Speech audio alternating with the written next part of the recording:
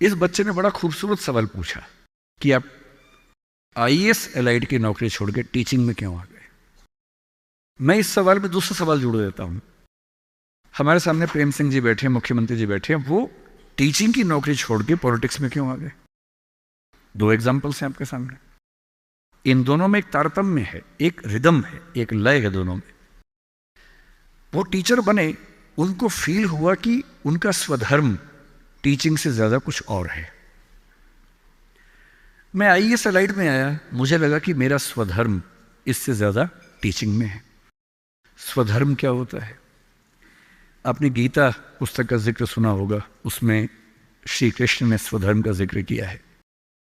यहां बहुत सारे बच्चे बौद्ध समाज से होंगे, महात्मा बुद्ध ने भी इस बात पर खूब जोर दिया है। सारे धर्मों, सारे दर्शनों का जो सार है वो ये है, हर व्यक्ति हर काम के लिए फिट नहीं होता है। दो चीजों पे गौर करना है। पहला, मैं क्या अच्छा कर सकता हूं, मैं कैपेबल किस चीज के लिए हूं। दूसरा, मुझे क्या करने में मजा आता है। और जहां इन दोनों का इक्विलिब्रियम हो, जहां ये दोनों बातें मिल जाएं, वो आपका स्वधर्म है। यानी जैसे मैं सिंगर बनना चाहता था, पर मैं इतना गंदा गाता हूं कि मैं जब घर में गाता था मेरे पेरेंट्स बोले तो मैं भारतीय सेना में चले जाना चाहिए, बिना बंदूक के विदेशी की तरह देख के गा देना, बस वैसे ही मर जाएंगे सारे के सारे। सही बात है भाई, ये भी ठीक बात है। तो मेरा मन था कि मैं सिंगर बनूं, पर गला कौवे जैसा भगवान ने दिया, कोयल जैसा नहीं दिया, तो मैं सिंगर नहीं बनूंगा। मेरे मन से क्या होता है, अच्छा लगने से क्या होता है भाई, सुने भी तो कोई मेरी बात को, मेरे गाने को सुने भी तो सही कोई। तो मेरा मन क्या करता है काफी नहीं है। दो चीजें हैं, मैं क्या कर सकता हूं। मैं बचपन से स्कूल में डिबेटिंग करता था, मेरे पेरेंट्स ने मुझे बड़ा सपोर्ट किया, और बचपन से ही मेरे पेरेंट्स ने, टीचर्स ने कहा कि तुम कुछ ऐसा करना कि मंच पर रह सको, पॉलिटिक्स में जाओ, एमपी बनो। तब मेरा मन भी पॉलिटिक्स में आने का था, स्कूल लाइफ में बहुत ज़्यादा मन था उस समय, बाद में नहीं रहा। तुम पॉलिटिक्स में जाओ, तुम वकील बनो, क्योंकि जब कोर्ट केस लड़ोगे तुम्हें बोलने की ताकत भगवान ने दी है, उसका इस्तेमाल करो। या टीचर बनो। टीचर की छवि हमारे समाज में बहुत अच्छी नहीं होती थी, हालांकि मेरे पेरेंट्स टीचर ही हैं दोनों, पर हमारे समाज में टीचर की छवि होती है। और हमारे देश का दुर्भाग्य है कि जो प्रोफेशन देश को गढ़ता है उसकी छवि बहुत अच्छी नहीं है। टीचर बनना बहुत लोगों का सपना नहीं है, मेरा तो है। और मेरा स्वधर्म, मैंने महसूस कर लिया कि मेरा स्वधर्म टीचिंग है। और स्वधर्म का मतलब वही दो बातें जो मैं कर सकता हूं और जो मैं करना चाहता भी हूं। आपके मुख्यमंत्री जी अच्छे टीचर रहे होंगे, पर उनको बार बार मन में आता होगा कि मैं जनता के बीच जाकर उनके साथ काम करके क्यों ना कुछ ऐसा करूं कि पॉलिसी मेकिंग में आऊं। उनका स्वधर्म उनको वहां खींच के ले गया, तो उन्होंने वो किया। और इस दुनिया में जो भी सफल इंसान आपको देखे, कोई भी सफल व्यक्ति देखे, किसी भी फील्ड का वो, आप हमेशा देखेंगे वो वही व्यक्ति है जो अपने स्वधर्म पे चल रहा है, जिसने वही रास्ता चुना जो उसकी क्षमताओं यानी कि कैपेबिलिटीज और उसके इंटरेस्ट यानी कि उसकी इच्छाओं से मैच करता था। तो आप सबसे मैं कह रहा हूं कि आईएएस या पीसीएस या सरकारी नौकरी की अंधी दौड़ में मत दौड़िए। मैंने बहुत सरकारी नौकरी वालों को देखा है दुखी रहते हुए। सरकारी नौकरी में है, अच्छा वेतन है, तब भी दुखी है, क्योंकि वो नहीं कर पा रहे जो दरअसल करना चाहते थे। सरकारी नौकरी में क्या होता है, सुरक्षा मिलती है, सेफ्टी होती है, सिक्योरिटी होती है, सम्मान मिलता है, समाज के लोग पूछते हैं आपको कि आप सरकारी नौकरी में हैं। गस्टेड ऑफिसर होंगे तो स्टैंप लगा के साइन करने की ताकत आ जाती है। आप जज हैं तो आपकी बात में वजन होता है। आप आईएएस आईपीएस है तो आप पूरा राज्य या देश चला रहे हैं। तो ताकत तो है, अच्छा है, सुरक्षा बहुत ज्यादा है। सबसे पहले ध्यान से सोचिए कि आप अपने जीवन से चाहते क्या हैं। मैंने जब नौकरी की तो मैंने फील किया कि इस नौकरी से मेरी जो मूल जरूरतें हैं वो पूरी हो नहीं पा रही। क्या जरूरतें हैं? मुझे अच्छा लगता है कि मैं खूब पढ़ूं और मंच पे खूब बोलूं। वहां कहा कि अब मंच पे जा ही नहीं सकते, कोड ऑफ कंडक्ट। मैंने कहा यार, जिस चीज के लिए पैदा हुआ वही नहीं कर पाऊंगा मैं तो। फिर दिन भर फाइलों में काम करना है। अब फाइलों में काम करना अच्छा लगता है कई लोगों को, मुझे नहीं अच्छा लगता, मेरा नहीं है ऐसी रुचि है, तो मैं क्या करूं।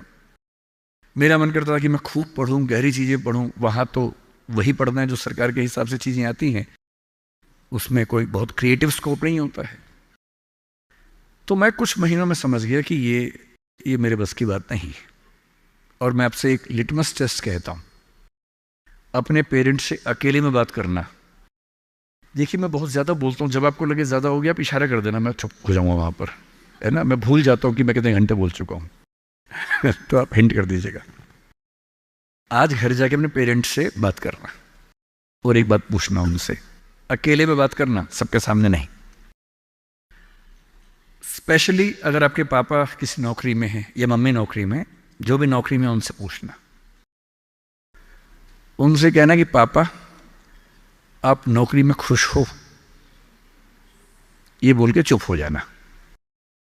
ये मम्मी आप नौकरी करती हो सरकार में या प्राइवेट, जहां भी करती हो, ईमानदारी से बताओ, मेरे सिर पे हाथ रख के बताओ कि आप खुश हो। तो पहले वो 2-4 मिनट गोल मटोल बात करेंगे। हाँ बेटा क्या कह सकते हैं बेटा, हाँ ठीक ही है बेटा, सब बढ़िया चल रहा है बेटा, ऐसी ऐसी बात करेंगे। आप 2 मिनट के बाद फिर उनका हाथ पकड़ के अपने सिर पे रख देना। अब बोलना, आपको मेरी कसम में झूठ बोला तो मर जाऊंगी, मर जाऊंगा। झूठ मत बोलना, सच्ची बताओ आप खुश हो। 2-4-5 मिनट के बाद उनके आंसू निकल जाएंगे या आवाज भर्रा जाएगी उनकी। और मैं गारंटी दे रहा हूं, आप 10 में से 9 पेरेंट्स कहेंगे बेटा खुश तो नहीं है, पर क्या करे, क्या करे। तुम्हारा करियर बनाना है, तुम्हारी जिंदगी ठीक रहे, नौकरी छोड़ भी तो नहीं सकते। शायद बाद में जो पीएफ है उसके पैसे मिलेंगे, तुम्हें कॉलेज में पढ़ाना होगा, फीस इकट्ठी करनी होगी, घर बना के देना है, तुम्हारी शादी होगी, कैसे करूंगा, कैसे करूंगी। आप उनसे पूछना कि अगर आप 20 साल पीछे जा सको अपने इतिहास में, टाइम मशीन में आपको बिठा दिए, 20 साल पीछे ले गए और आपको 2 ऑप्शंस मिले, एक यही नौकरी करने का, एक कुछ और करने का, और ये एज्यूम करते हैं कि फाइनेंशियल सिक्योरिटी उतनी ही आपके पास रहेगी जितनी नौकरी में थी, एज्यूम कर लेते हैं। आप क्या करना चाहेंगे? गारंटी से बता रहा हूं, मजाक नहीं कर रहा हूं, गारंटी दे रहा हूं कि 10 में से कम 7 या 8 कहेंगे मैं वो रास्ता चुनना चाहूंगा, ये नहीं चुनना चाहूंगा। इसलिए सिर्फ सिक्योरिटी जिंदगी में काम नहीं आती है, जिंदगी में बहुत कुछ काम आता है। और आपकी जनरेशन के सामने इतनी अपॉर्चुनिटीज हैं। हमारे सामने तो क्या था, हमने जब कॉलेज पास किया तो लोगों से पूछा आप क्या करें, तो लोगों ने कहा 2-3 रास्ते हैं, एक रास्ते आईएएस बन जाओ, एक है टीचर बन जाओ, एक वकील या जज वाला रास्ता है। तो हमने 2 रास्ते चुन लिए, टीचर और आईएएस। टीचर का चुना इसलिए मैंने एमए किया, एमफिल किया, पीएचडी किया, यूजीसी नेट जेआरएफ का एग्जाम दिया कि ठीक है टीचर बन जाएंगे। तब तक आईएएस में इसमें लाइट में हो गया, तो वहां जाके देख लिया। जल्दी ही समझ में आ गया कि दोनों में उतना मजा नहीं आ रहा है, तो दोनों छोड़ दिया। लेकिन उस समय छोड़ दिया। अगर 2-4 साल कर लेता तो आज तक वही कर रहा होता, क्योंकि वो जो सुरक्षा है ना, दलदल जैसी होती है, एक बार दलदल में घुस गए, बाहर निकलना बड़ा मुश्किल है। लेकिन आपकी जनरेशन का सोचिए, जब मैं अपने आसपास देखता हूं, मेरे बहुत सारे दोस्त सोशल मीडिया पे काफ़ी सक्सेसफुल हैं, फिल्म इंडस्ट्री में हैं। उनमें से एक ने मुझसे पूछा कि सर मैंने 30 साल नौकरी की है और मैं अपनी फील्ड में लगभग टॉप पे हूं। मान लीजिए मैं आपसे पूछूं, ये प्राइवेट सेक्टर की बात है, एक टीवी चैनल के टॉप व्यक्ति के बारे में बता रहा हूं मैं आपको। उसने कहा कि अगर मैं आपसे पूछूं कि मैंने ठीक किया या गलत किया, तो आप क्या सलाह देंगे? मैंने कहा सलाह तो मैं क्या आपको दूंगा, आप मुझसे बड़े हैं, सलाह तो मैं आपसे ले लेता हूं बल्कि, लेकिन अगर आप मेरा ओपिनियन चाह रहे हैं तो मैं आपको केवल एक बात बता के समझाता हूं। मेरा अपना मानना यह है कि नौकरी अच्छी है, नौकरी से अच्छा है उद्यम, एंटरप्रेन्योरशिप या सेल्फ एम्प्लॉयमेंट। ये बात मैंने कई मंचों पे कही है। कुछ दिन पहले मैं दिल्ली का एक बहुत प्रतिष्ठित कॉलेज है, Shriram college of commerce, SRCC, वहां मैं गया था। और मैंने बड़ा खुल के कहा कि स्टार्टअप करना नौकरी करने से बेहतर क्यों है, एक आर्गूमेंट दिया। वहाँ एक आर्गूमेंट छूट गया था, आज मैं आपको वो आर्गूमेंट बताता हूँ। जब हम नौकरी करते हैं, मैंने उसी व्यक्ति को कहा कि जैसे आपने नौकरी की है, 30 साल हो गए, आपके पास 3-4 साल बचे होंगे। उसने कहा सर 3 साल बचे हैं, फिर मैं रिटायर हो जाऊंगा। मैंने कहा आपने ज़िंदगी भर में, मेरे ख्याल से आपकी महीने की सैलरी आजकल शायद 1.5-2-2.5 लाख रुपए होगी। आपने ज़िंदगी भर में ठीक ठाक पैसा कमाया होगा, पर जितना भी कमाया होगा लगभग उतना खर्च भी हो गया होगा, क्योंकि खर्चे भी तो बढ़ते हैं ना परिवार के समय के साथ। बच्चे हैं, करियर है। बोले हाँ सर, कुछ बचता नहीं है, बस ये है कि काम चल जाता है। मैंने कहा अब 4 साल में रिटायर होंगे, आपने एक घर ज़रूर खरीद लिया होगा नोएडा वोएडा में। बोले हाँ सर, नोएडा में। नोएडा दिल्ली के पड़ोस में है, जहाँ कई लोग रहते हैं। दिल्ली में नौकरी करके घर खरीदना बड़ा मुश्किल काम है। तो दिल्ली में जो लोग नौकरी करते हैं, दिल्ली के आसपास घर खरीदते हैं। नोएडा एक जगह है, इंदिरापुरम एक जगह है, गुड़गांव एक जगह है, वहाँ आमतौर पर घर खरीदते हैं, जो दिल्ली से सस्ता मिल जाता है और अच्छा घर मिल जाता है। मैंने कहा अब रिटायर हो जाएंगे, रिटायरमेंट के बाद कितने पैसे आपके पास होंगे, ज़िंदगी भर की बचत?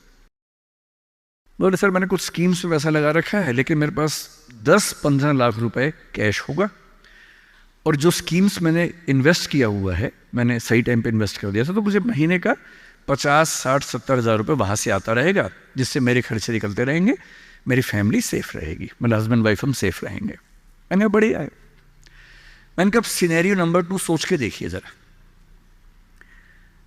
फिर मैंने ये भी पूछा आपके बच्चे करते क्या हैं? तो उन्होंने कहा कि सर मेरा एक बच्चा तो सॉफ्टवेयर की दुनिया में है, एक बच्चा मेरा मीडिया में ही, जर्नलिज्म में ही काम करना चाहता है, वो अभी पढ़ रहा है, जल्दी ही नौकरी शुरू कर देगा।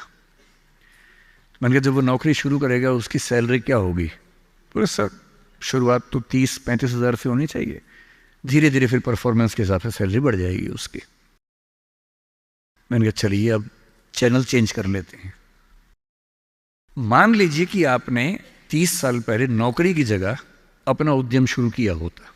लेट अस एज्यूम, मैं जानता हूं कि अपना उद्यम करने में खतरा ज्यादा होता है, बहुत ज्यादा होता है। 1000 में एक उद्यम बेहद सफल होता है, जिसको आप देखते हैं अखबारों में, स्टार्टअप, और वो क्या बोलते हैं, यूनिकॉर्न। यूनिकॉर्न का मतलब एक सींग वाला घोड़ा, ऐसा घोड़ा जिसका एक सींग हो। एक माइथोलॉजी है यूरोप की, उसमें यूनिकॉर्न का जिक्र आता है। वो तो 1000 में एक होता है यूनिकॉर्न। बाकी लेकिन ये है कि आप रीजनेबल सक्सेस तो आप ला सकते हैं थोड़ी सी मेहनत करके। धीरे धीरे लोग आपको जानने लगते हैं, एक ब्रांडिंग बनने लगती है, और 3 साल का मानते हैं कि ब्रेक इवन का एक जस्टिफिकेशन पीरियड है, कि 3 साल अगर आपने ठीक से काम कर लिया। एक ये फॉर्मूला आप भी समझ लें, दुनिया में कोई भी काम हो, कितना भी मुश्किल हो, अगर आपने 3 साल उस पर ठीक से खर्च कर दिए तो मान के चलिए कि उसमें आपको सक्सेस मिलनी तय हो जाएगी। 3 साल का गोल्डन रूल है। तो मैंने उस व्यक्ति से कहा कि अगर आपने 3 साल स्ट्रगल कर ली होती, अपना काम शुरू किया होता, लेट अस एज्यूम, और सफल हो जाते, और मान लीजिए सफल ना होते तो नौकरी कर लेते, ऐसा भी क्या है, 30 साल नहीं 27 साल नौकरी कर लेते, कौन सी ऐसी खास बात है। और यदि आज आपका एक एम्पायर खड़ा हो जाता, अभी आप नौकरी करते हैं, उस समय शायद आप 500 लोगों को, 100 लोगों को, 1000 लोगों को नौकरी दे रहे होते।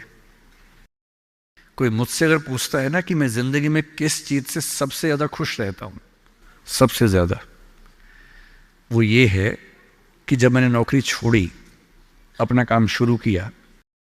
शुरू में हमारे यहाँ 3 लोग काम करते थे, आज हमारे दृष्टि ग्रुप में 1800 लोग काम करते हैं, 1800।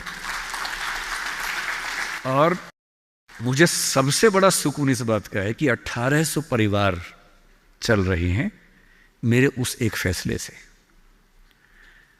और यदि आप उद्यम करते हो, उनसे मैंने कहा, और एज्यूम करते हैं कि 30 साल की मेहनत के बाद आपका उद्यम जो है आपकी अभी की सैलरी से शायद 50 गुना ज्यादा कमा रहा होता, उस कंपनी की वैल्यू आपकी सैलरी से शायद 1000 गुना ज्यादा होती, जैसा वैल्यूएशन होता है, और आपका बच्चा अपना काम शुरू करना चाहता। आज आप 2.5 लाख रुपए कमाते हैं, आपका बच्चा 30,000 से शुरू करेगा, पूरी स्ट्रगल वैसी की वैसी करेगा। अगर आप उद्यमी होते आपका बच्चा वहां से शुरू करता जहां आपने छोड़ा है, और पूरी एक पीढ़ी की मेहनत आपको एक्स्ट्रा मिलती जो अब नहीं मिलेगी। इसलिए नौकरी अच्छी है, पर नौकरी इतनी अच्छी भी नहीं है कि उसके लिए पागल हो जाना है। करेज क्यों नहीं आ सकता हमारे अंदर, साहस क्यों नहीं आ सकता है? कम से कम एक चांस लेने के लिए, खतरा उठाने के लिए, ट्राई करने के लिए क्यों नहीं कोशिश करनी चाहिए? और इसलिए मैं आप सबसे जो कहना चाह रहा हूं वो ये, अपने स्वधर्म को ठीक से पहचानिए। आप जीवन से क्या चाहते हैं ठीक से पहचानिए। अगर आप चाहते हैं पैसा कमाना, तो सबसे अच्छा है अपना उद्यम, अपना स्टार्टअप, अपना बिजनेस, अपना काम, सेल्फ एम्प्लॉयमेंट।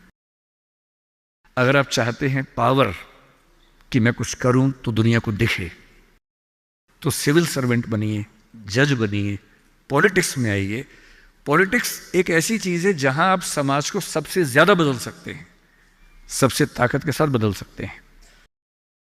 यदि आपको चाहिए जीवन में शांति, सुकून, तो फिर एक ऐसी नौकरी या एक ऐसा उद्यम जैसे खेती का काम।